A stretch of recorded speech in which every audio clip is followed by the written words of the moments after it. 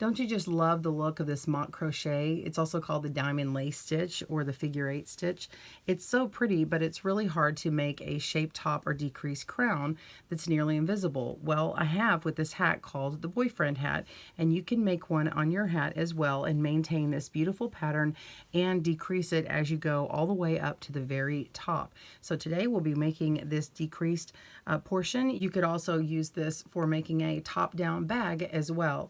So today we're going to work on shaping the top or decreased crown here on GoodKnit Kisses. Welcome to GoodKnit Kisses. We're all about helping you stitch your love and love your stitches. This video is the last in a series for the boyfriend hat and learning how to make it. You can get the pattern down below at our blog, and you can get a PDF version without ads as well if you'd like that. And we also have the videos that are available in the series. We've got casting on, clockwise and counterclockwise, as well as the main stitch pattern.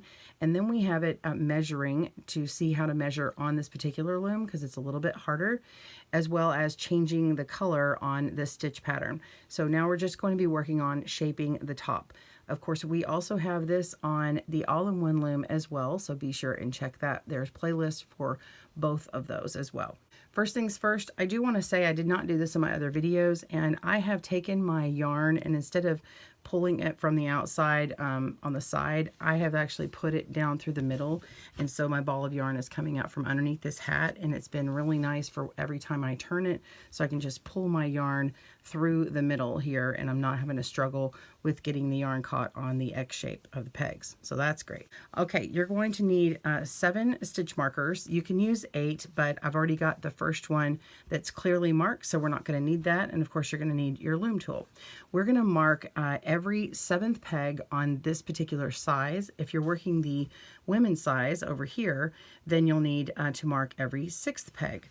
So on the X loom, it's really great, and the directions have a little bit more information about moving stitch markers, but you actually don't have to move any stitch markers around, just stitches on the X loom. On the other loom, you will actually have to move stitch markers around during making it. So this is actually easier. So the way that we're going to count it is we count 1, 2, 3, 4, 5, 6, 7. So we started with the starter one, comes all the way down to here, and you'll notice that the next time we need a stitch marker on a 1 peg is going to be on the slider. So all 4 sliders get a stitch marker. So you can go ahead and just grab one now and place it on all of the sliders. All right, and then after that, what you want to do is turn your loom and count to 7, and all these middle pegs are going to work. Now this is on this 5/8 gauge. If you use the 1/2 or the 3/8, you'll have to figure out those numbers for yourself. You do divide the loom into 8 sections, and that's what we're doing. I'll talk about that in a minute. So this one's, when I start here on the slider, I go 1, 2, 3, 4, 5, 6, 7, and so this middle peg here is going to be lifted off, and we'll put a stitch marker on there, and then push this down. Okay, so that's ready. All right, so you're going to continue putting these on, and while you're doing that, I'm just going to give you a little bit of note about how this is divided up. So you can see that the X has 4 nodes. There's these legs on either side. So all I'm doing is I'm taking the middle point to the middle point of a node and breaking it up into one section, and then the rest of it is a second section. So I'm actually making 2, 4, 6, 8. I'm dividing it easily into 8. All right, so continue placing your stitch markers, and I'll see you in a moment. All right, so we've already got the part of the pattern where it says to divide into 8 sections. We've placed our stitch markers, and now we want to move on to round 1. I've got my yarn coming from the very last peg in the very last round, and I know that I'm at the right length. So I've already worked around peg 1 and then the last peg in order for the yarn to be coming from the last peg, and that's due to this stitch pattern, of course. Now we're going to come around and do one more set. So we're going to come around on peg number 2 and go around peg number 1, knitting over.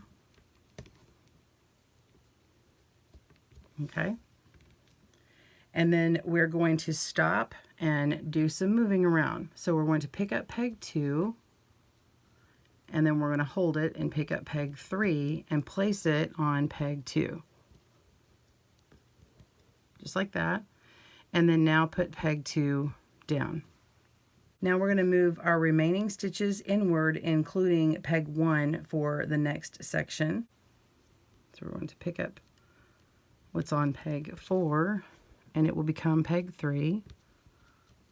Pick up 5, put it on 4, 6 to 5, 7 to peg 6. Okay, and now I want to move my slider, so we're just going to loosen up this wing nut and slide it on in and tighten it. And right now, don't worry about this peg sticking out so much. That's peg 2 on the next section, and we'll deal with that then. Now we're going to continue working the diamond lace stitch, or DLS, on the remaining pegs in this section, and then when we get to peg 2 here, we're just going to work both of them over at the same time. So wrap around peg 3, and then wrap around peg 2, and knit both of them over, and then we move on. Just continue by working that same stitch pattern.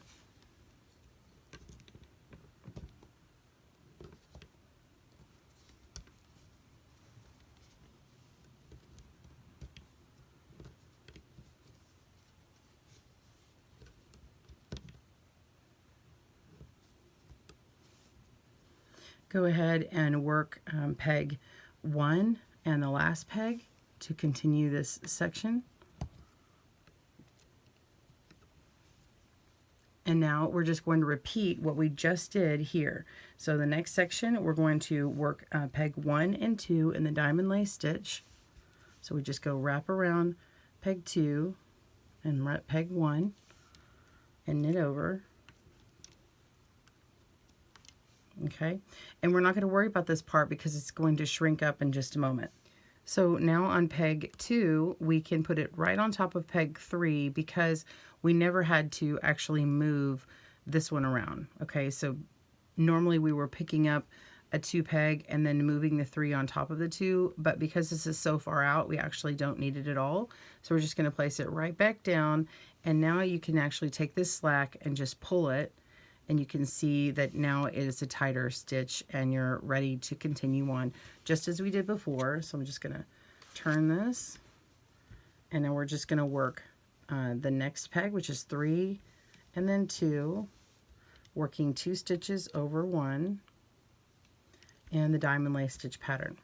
All right, so I'm just going to continue this on. I'm going to repeat it one more time, and then I'm going to have you work on yours.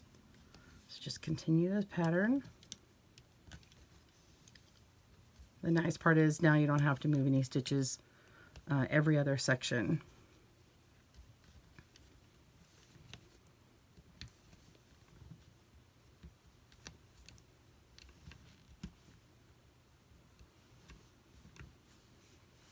Okay, we're on the next section. Remember to continue going.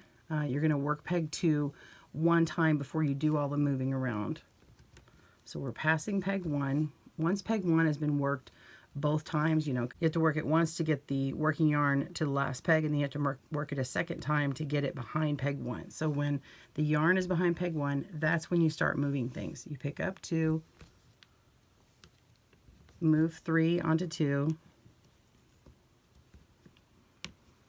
place 2 back down, okay, and then you want to pick up the next stitches and move them all down.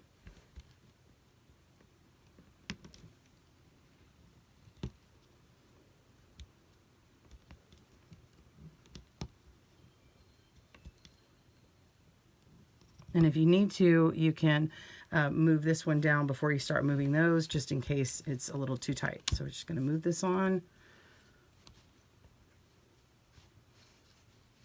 All right. And then you just continue on with that pattern and shrink this one in. All right, pause your video. I'll meet you here just to show you that second section one more time. So we're at the last peg on the next section, and we're just going to go ahead and go around 1 and 2. And it's really big back here, and that's okay. And then now you're just going to pick up 2, put it on 3, and pull out the slack. Okay. There we go. And then just continue moving on. Knitting 2 over 1. All right, so go ahead and finish this round of decreases just as you did. Pause your video, I'll come back and give you the next step. See you soon. Okay, so you finished one decrease round, and now you're just going to work round 2, which is working the same diamond lace stitch all the way around, no decreases. We're just maintaining the height of this stitch here. So we don't want to keep doing decrease rounds right on top of each other. So just continue all the way around, pause your video, and meet me back up for the remaining instructions. See you soon. All right, so you finished round 2, and now we need to repeat round 1 again. Now in the pattern, I show you what your stitch decreases are, so you can observe those as you go, but it's the exact same thing that you did earlier. I'm just gonna repeat just this one first section just to remind you what to do. You're gonna come around and work pegs 1 and 2 just as usual, and then that's where you start moving things. You pick up 2 and move 3 onto 2. Oops. And then replace 2 back on 2, move all your pegs in. So all these stitches to the end of this little node, and then stop moving them, and then move your slider, and then continue working these stitches all the way down, and then move the next section. So that's it. Continue repeating that on both sizes of hats until you have 16 stitches left. Your slider will be way down here, and you need to make sure and make the very last part really tight because it's going to be very close to this opening here. All right, pause your video and I will see you then. Okay, so I'm coming to the end of where I'm doing another decreasing round down to 16 stitches. You can see how tight it is on all of these other ones. There's no other literally place to go. Let me flip it over and see how close these are on the back. So we can't go any further in or they will come off. Okay, so I'm just going to show you how I'm doing it just in case you may have lost track. It's a little different looking back here. So I had already moved this peg over, and I'm just going to finish this node, work on my last decrease on this part. So we're going to pick up, whoops, I'm going to knit 2 and 1, and then we're going to pick up 2, move 3 onto 2, put 2 back down, go ahead and move in this wedge here. Don't push too far or it'll fall over the edge there. And then go ahead and work pegs 1 and 2. They're now next to each other. Okay, and then you're just going to work these last 2 pegs here and moving this stitch over, 2 on top of 3. And then you're just going to work these last 2 pegs here. It's really the last peg and then the number 1 peg from the very beginning. Okay. Right, so we're down to our last 16 stitches, and on my women's hat I knit 1 more round and then pulled all the stitches through to finish it off, but you could take that off. It was a little pointy for a while, but once I blocked it, it was fine. I'm going to go ahead and take this one off here, and I don't think I'm going to need any extra length. Now, if you wanted to make this into, say, an elf hat, you could totally do that here. You would just continue to work that stitch, the same stitch pattern, and then you could even knit over some of these and make it down to, say, 8 stitches if you wanted to, and make it even smaller, or transfer it onto another loom that was even smaller, like a small round loom. Whatever you want to do is up to you, but for this pattern I'm going to go ahead and cut a long tail just going all the way around. And now we're just going to take all of our stitches off. We'll just weave this last part in with this tail here. So we'll just go up through these stitches and pull them off as we go around, and just take them off one by one in the round. Pause your video and I'll see you in a moment.